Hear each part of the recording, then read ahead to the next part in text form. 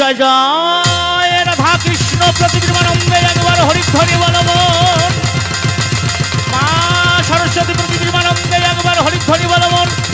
সাধু গুরু বৈষ্ণব প্রতিবিম্বানন্দে একবার হরিধ্বনি বল মন। মাতাপতি কৃপানন্দে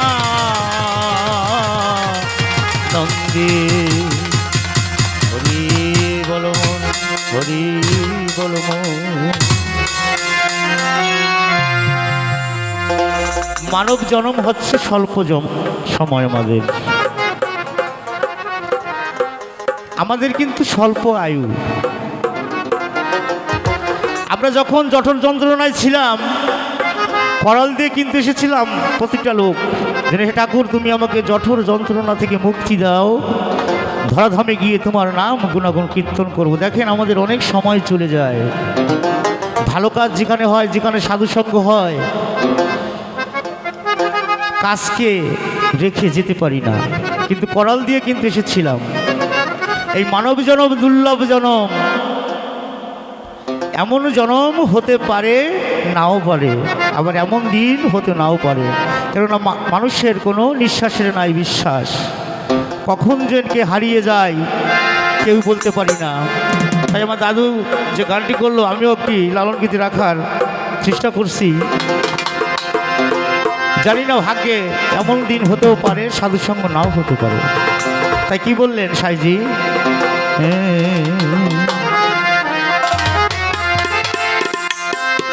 হেলায় হেলায়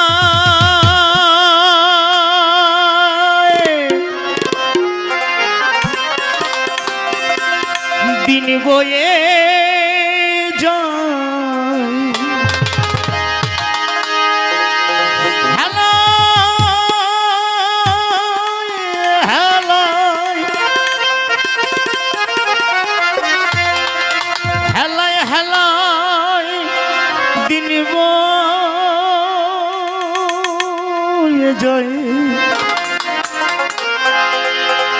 ঘিরে নীল কালে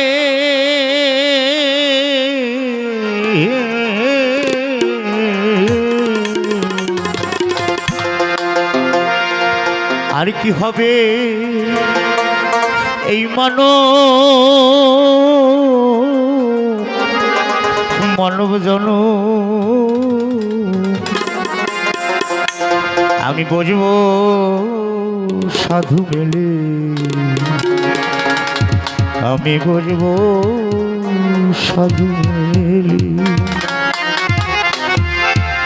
হেলায় হেলায় দিন বয়ে যায়, হেলায় হেলায় হেলায় হেলায় দিন বয়ে যায়।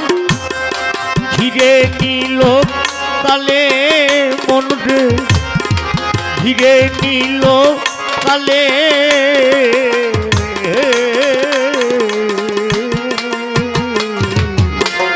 আর কি হবে মানব জনম। বুঝবো সাধু মেলে, আমি বলবো সাধু মেলে।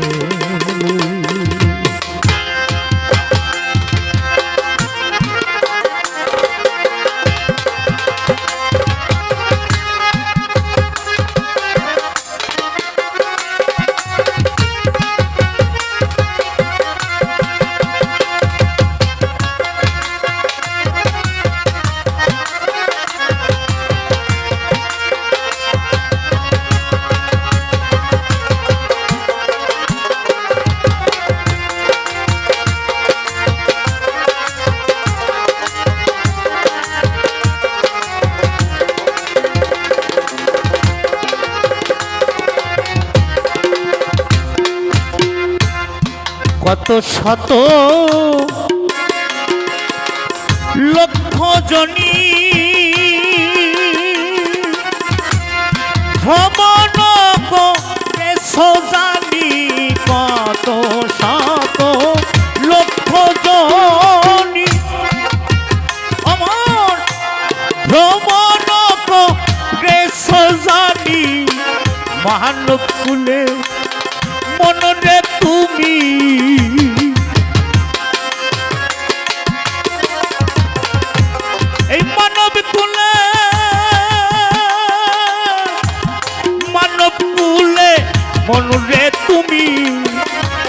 সে কি করিলে ও মো কি করিলে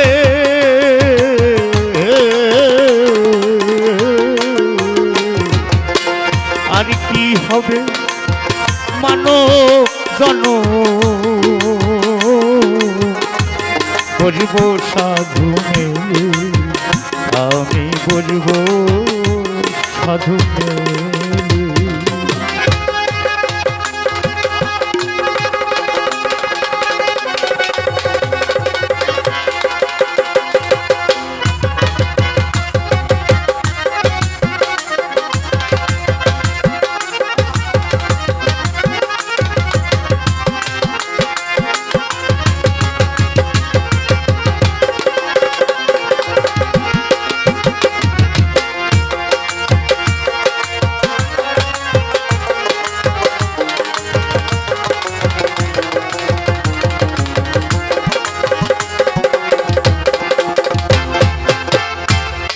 মানব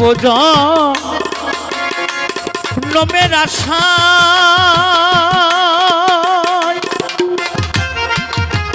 কত দেব দেবতা বঞ্চিত হয় মানব জন্মের আশায় কত দেব দেবতা বঞ্চিত হয় এন জন দিন দায়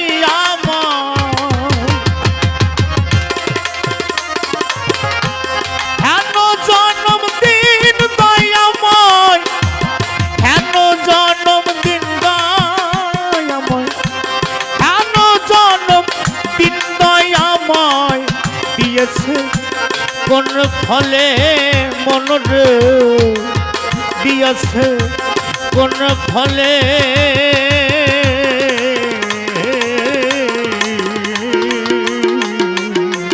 আর কি হবে মানব জনম বলব সাধু মেলে আমি বলব সাধু মেলে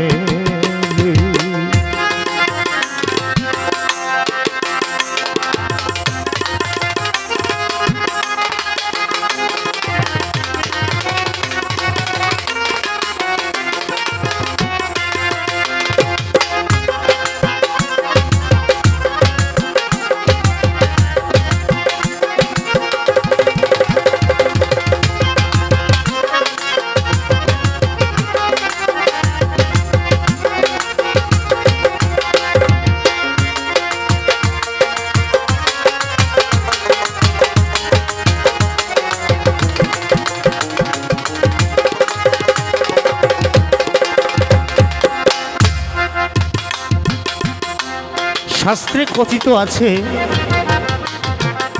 একাদশীর পরে দ্বাদশী দিনে কিছু সাধুগুরু বৈষ্ণবদেরকে ডেকে বাড়িতে সাধুসঙ্গ করার নিয়ম। তেমন অবস্থায় একদিন এক গৃহস্থ কর্তার বাড়িতে কিছু সাধু আবির্ভাব হয়েছে।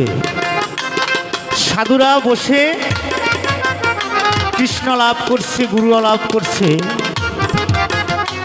তখন সাধুরা যেখানে বসে এই নাম গুণাগুণ করছে, তার ঠিক মাথার উপরে একটা ময়না পাখি খাঁচাতে বসে আছে।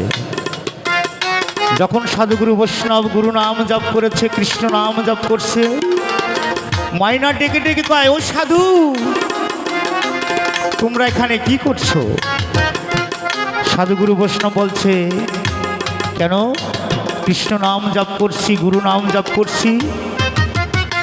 ও সাধু, ওই নাম জপ করিলে কি হয়?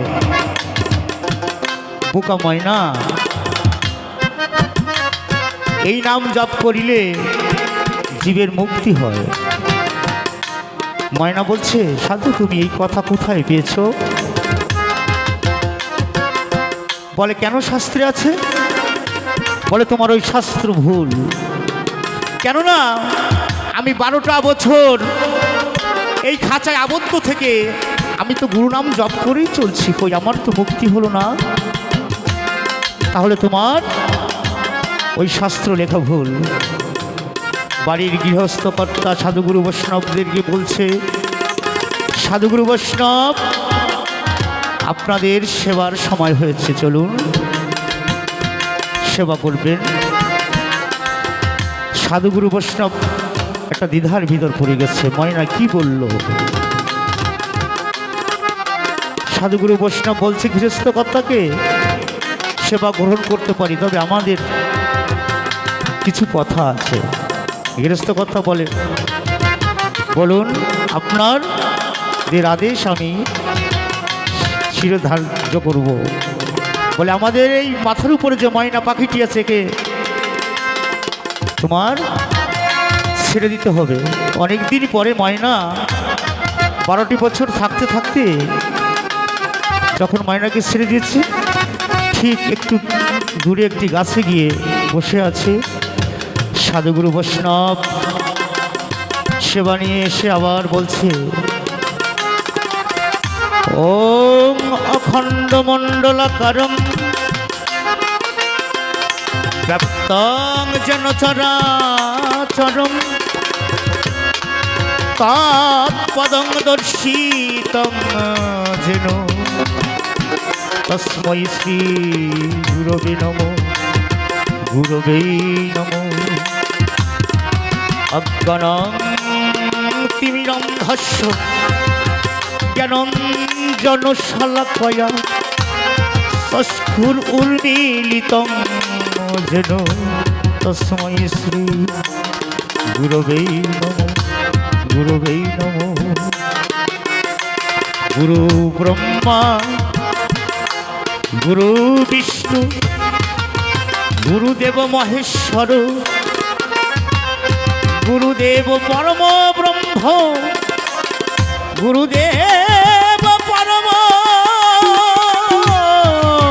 ব্রহ্ম তস্मै শ্রী গুরবে নমঃ গুরবে নমঃ। ময়না ডেকে ডেকে বলছে, সাধুগুরু বৈষ্ণব শুধু নাম জপ করিলে জীবের মুক্তি হয় না, মুক্তি হয় কোথায় গেলে, যেখানে সাধুর বাজার হয়। শুধু জপে মুক্তি লাভ হয় না, তাই সাধুর বাজার হচ্ছে শ্রেষ্ঠতম বাজার। এই বাজারে ধন দৌলতে কোনো কিছুর অভাব নেই। তাই লালন ফকির বলেছে, ভুল না রে মন রসনা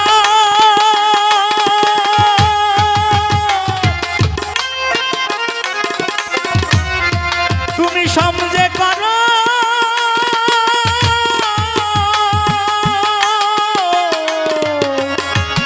বেচাকে না ভুল না রে মন রসনা তুমি সমঝে করো বেচাকে না। লালন বলে কুল পাবি না,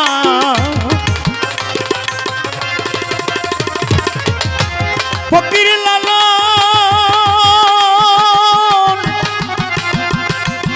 ফকির লালন বলে কুল পাবি না। এবার ঠকে গেলে ও মন, এবার ঠকে গেলে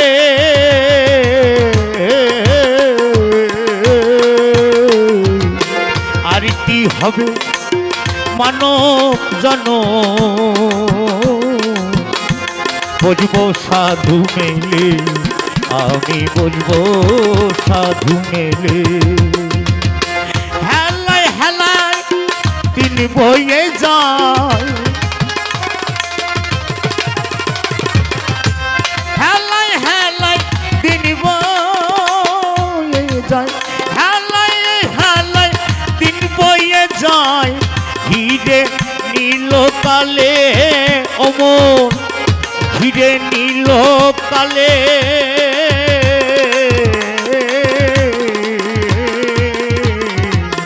আর কি হবে মানব জন। বলবো সাধু মেলে, আমি বলব সাধু মেলে, আমি বলব সাধু মেলে, আমি বলব সাধু মেলে।